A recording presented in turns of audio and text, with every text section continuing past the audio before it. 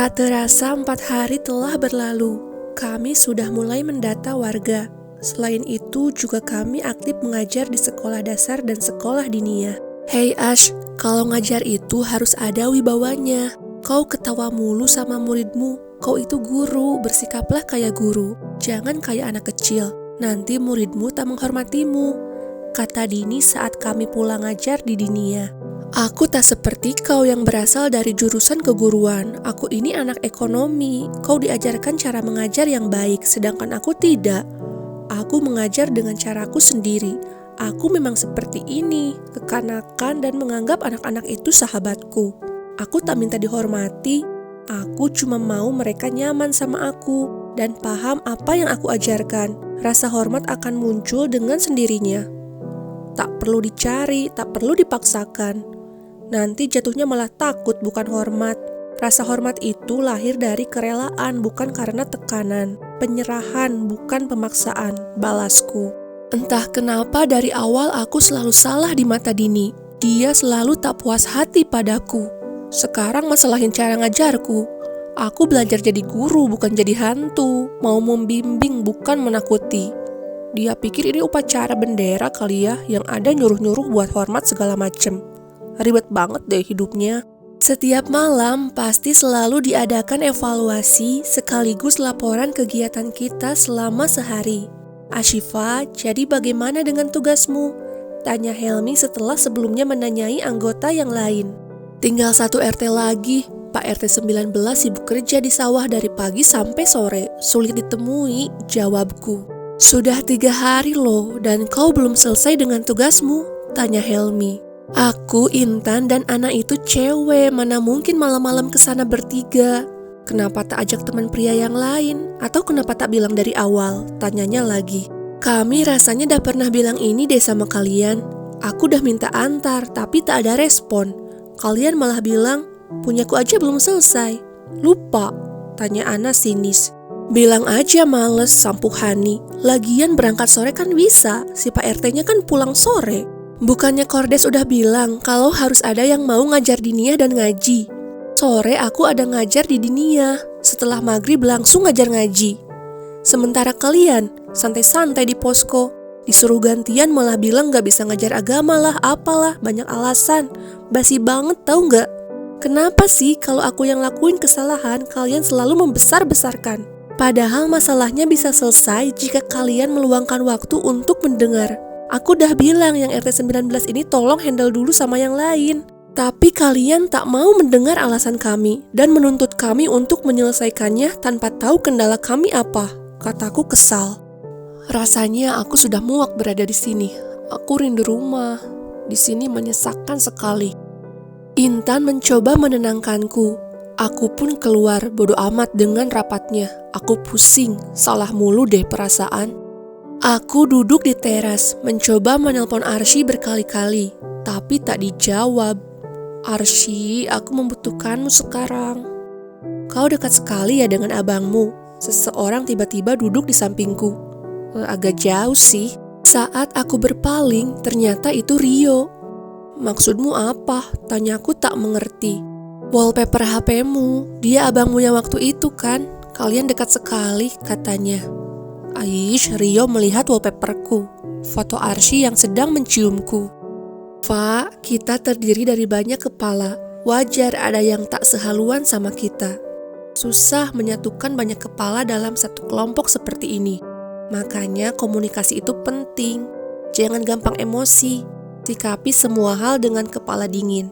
Ucapnya lagi tanpa memandangku. Dia hanya memandang langit malam. Aku capek, balasku. Bahkan kita belum melakukan program apapun dan kau udah bilang capek. Dasar payah, ledeknya. Entahlah, kenapa kau keluar? Rapatnya gimana? Tanyaku. Fa, belum sempat Rio menjawab, Intan sudah datang menghampiriku. Kau tak apa? Intan sempat melirik ke arah Rio. Kaget mungkin ada Rio di sampingku. Aku baik-baik aja. Kau ini kenapa baperan sekarang? Tanya Intan. Tahu dah, bad mood mulu 2 hari ini. Nggak tahu kenapa aku bad mood banget.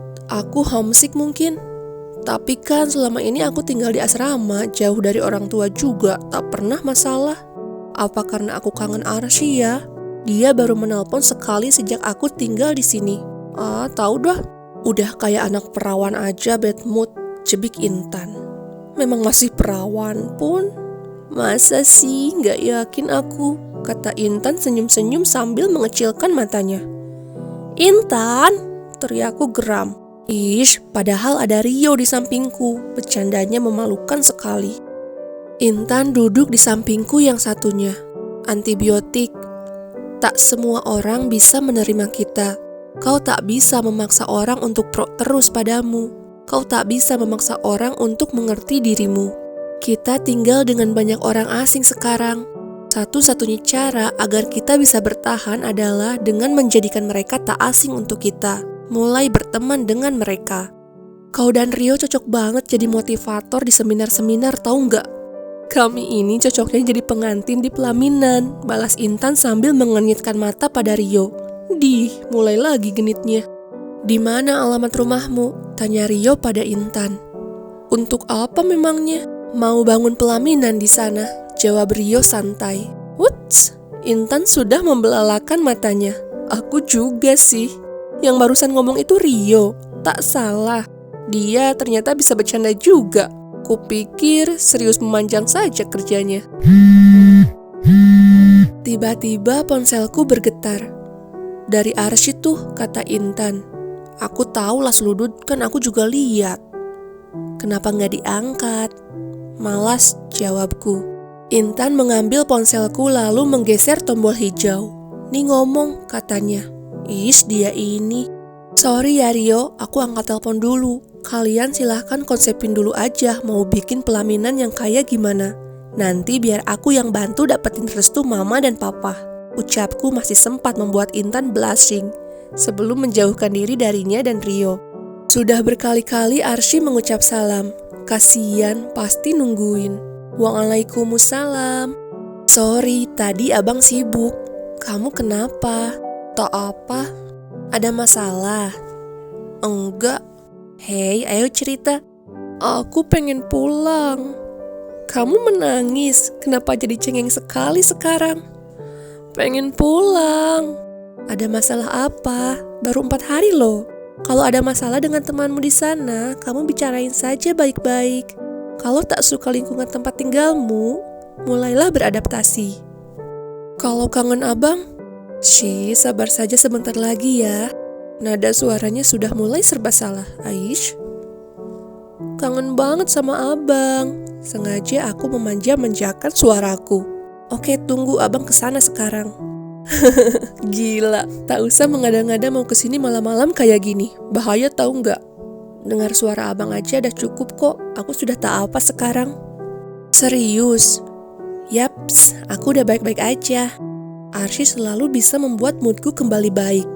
Kalau di depannya susah sekali untuk kesal lama-lama. Syukurlah, tapi sepertinya sekarang malah abang yang tak baik-baik saja. Abang kenapa? Miss you so bad. Suara Arsy malah terdengar lebih manja dariku tadi. Aish, dasar. Keesokan harinya, aku menemui Helmi dan minta maaf tentang kejadian semalam. Aku berjanji akan menyelesaikan tugasku, mendapatkan data RT 19. Sore ini aku dan Intan libur ngajah diniyah dulu, mau ke rumah Pak RT 19. Tadi aku udah ngomong ke Helmi, dia akan nyuruh Cey dan Rudy ngajar gantiin kami. Ana, kau sebaiknya tetap ngajar tak apa kan? Tanyaku pada Ana saat kami sedang menyapu. Aku, Ana, Intan, dan Dani hari ini piket. Jadi kami bagian beres-beres dan jaga posko. Intan mungkin sedang di dapur menyiapkan bahan-bahan untuk memasak. Aku ikut kalian saja, malas lah ngajar sama Dini, ucap Ana. Kasian juga kamu ninggalin dia. Tapi anak-anak gak ada yang ngajar nanti kalau Ana ikut kami. Aku dan Ana aja yang ke rumah Pak RT. Kau yang ngajar, sampuk Intan yang muncul dari dapur. Gitu juga boleh sih, jawabku. Tiba-tiba Rio datang melemparkan buku dan tepat mengenai kepala Intan. Au! Intan mengaduh. Telat banget ya mengaduhnya. Setelah itu Rio pergi begitu saja. Heran, kok dia sudah ada di sini, bukannya lagi ngajar SD? Tapi kan udah lewat zuhur, mungkin sudah pulang. Ish, Rio kok apa-apaan sih, nggak sopan. Kau pikir kepala Intan tempat buat lempar jumroh? Lagi pula ini bukan musim haji, oi, teriakku marah. Tan, kau tak apa kan? Tanyaku pada Intan. Tak ada gunanya teriak pada Rio, dianya juga udah menghilang. Anafa, lihat deh, kata Intan sambil memperlihatkan buku yang dilempar Rio tadi. Terdapat tulisan yang membuat kami kaget dan saling memandang satu sama lain. RT 19! Teriak kami kaget sekaligus bingung plus senang. Itu buku ternyata berisi data-data warga RT 19. Ya ampun, Rio dapat dari mana? Bagaimana dia mendapatkannya? Kenapa dia melakukan ini? Pertanyaan-pertanyaan itu muncul di benakku. Sepertinya di benak Intan dan Ana juga. Seperti biasa, malam harinya kami mengadakan evaluasi. Karena semua sudah lengkap, jadi sekarang kita bisa nyusun program kerja kita, ucap Helmi.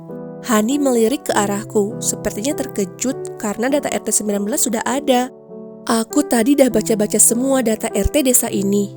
Rata-rata warga di sini sekolah sampai SD karena di sini tak ada SMP. SMP-nya jauh di desa sebelah. Selain keterbatasan itu, sepertinya warga masih menganut tradisi nikah di usia dini. Yang aku lihat banyak anak-anak belasan tahun sudah berkeluarga. Bukan tak boleh, aku mendukung nikah muda sebenarnya. Tapi bukan berarti mengabaikan pendidikan. Nanti mungkin anak keguruan bisa ngasih saran untuk masalah ini. Dilihat dari segi ekonomi, sebenarnya desa ini memiliki potensi besar untuk maju dalam bidang ekonomi. Mata pencaharian warga rata-rata adalah bertani dan konveksi. Hasil pertanian desa ini tak dimanfaatkan dengan maksimal. Aku bertanya pada beberapa warga, katanya banyak singkong yang suka terbuang percuma tak termakan. Padahal itu bisa dimanfaatkan untuk menambah penghasilan. Bisa kita olah. Misal kita bikin program demo masak makanan olahan singkong. Dan untuk usaha konveksi, dari konveksi ini banyak sisa kain terbuang. Itu masih bisa digunakan untuk membuat hiasan kerudung atau apalah. Kita bisa bikin program pelatihan tentang ini pada warga nanti. Untuk masalah kesehatan, jujur saja desa ini kurang sekali. Tak ada dokter satupun. Kalau berobat harus pergi ke kecamatan, jauh. Mungkin anak kesehatan masyarakat nanti bisa ngasih saran, jelas Intan panjang lebar. Wah, aku sampai hampir tak bernafas mendengar penjelasannya yang panjang itu. Nanti kita pertimbangkan, Tan. Ada yang lain? Anak keguruan atau kesmas ada saran? Tanya Helmi. Untuk masalah kesehatan, kita mungkin bisa adakan pemeriksaan kesehatan gratis untuk warga atau mengadakan penyuluhan kesehatan. Dan sebaiknya bukan hanya untuk orang tua saja, tapi untuk anak-anak juga, agar mereka termotivasi untuk menjadi dokter atau tenaga kesehatan lainnya. Dengan begitu, masalah pendidikan tadi pun sekurangnya bisa terbantu dengan program ini. Anak-anak jadi ingin bersekolah tinggi untuk bisa menjadi dokter. Tapi masalahnya perlu dana besar untuk ini. Kita harus bekerja sama dengan rumah sakit agar memudahkan kita merealisasikan program ini. Dan tak gampang mencari rumah sakit yang mau bekerja sama, kata Rio yang merupakan mahasiswa jurusan kesehatan masyarakat.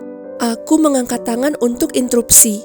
Ada apa Syifa? Kau mau izin ke WC atau apa? Tanya Helmi. Ya ampun, Helmi ini menyebalkan sekali. Mau ke WC sih iya juga, tapi sekarang mau ngomong dulu, boleh? Tanyaku. Ngomong apa? Sebenarnya abangku seorang dokter. Kalau mau nanti aku bisa tanya padanya, rumah sakitnya ngadain CSR atau tidak. Kalau tidak pun nanti aku bisa minta bantuannya untuk mengadakan penyuluhan di sini, ucapku. Abangmu yang ganteng itu dokter. Ya Tuhan, kenalin padaku, Fa, kata Nelly tiba-tiba. Nel, kita lagi serius, Helmi mengingatkan. Oke, Syif, itu boleh juga. Jadi bisa menghemat pengeluaran kita, sambung Helmi. Soal pendidikan tadi boleh ngasih saran gak? Aku dan Arini sudah bahas ini kemarin. Bagaimana kalau kita membuat program yang dinamakan Bengkel Pendidikan? Tujuannya tentu saja untuk memperbaiki pendidikan di desa ini, terangku. Bosan jadi rakyat jelata yang hanya diam. Aku juga ingin berkontribusi lebih. Tak hanya dia mangut-mangut saja. Boleh juga. Yang lain ada saran lain mengenai program yang akan kita lakukan selama di sini? Setelah itu satu persatu mulai mengemukakan pendapatnya. Sampai akhirnya disepakati beberapa program yang akan kami lakukan. Setelah rapat selesai, kami pun bubar. "Rio, tunggu," kataku pada Rio saat dia akan pulang ke kontrakan pria yang ada di sebelah kontrakan wanita. "Makasih untuk data RT 19 tadi. BTW, kau dapat itu dari mana?" tanyaku. "Ketua RT 19. Kapan kau menemuinya?" "Kemarin malam," jawabnya datar. "Bukannya kemarin dia ngobrol sama aku, apa setelah itu dia pergi?" "Sendirian?" tanyaku tak percaya. "Tak, ditemani bintang malam," jawabnya. Jawaban macam apa itu? Yalah tuh, pokoknya aku sangat berterima kasih. Apa yang harus kulakukan untuk membalas jasamu itu? Katakan saja. "Cukup dengan penuhi janjimu saja," balasnya. "Janji yang mana?" tanyaku bingung. Kapan aku berjanji padanya? "Kemarin malam," jawabnya lalu pergi. Aish, dia ini sering banget pergi tiba-tiba. Janji apa yang kubuat dengannya kemarin? Aku tak merasa berjanji apapun.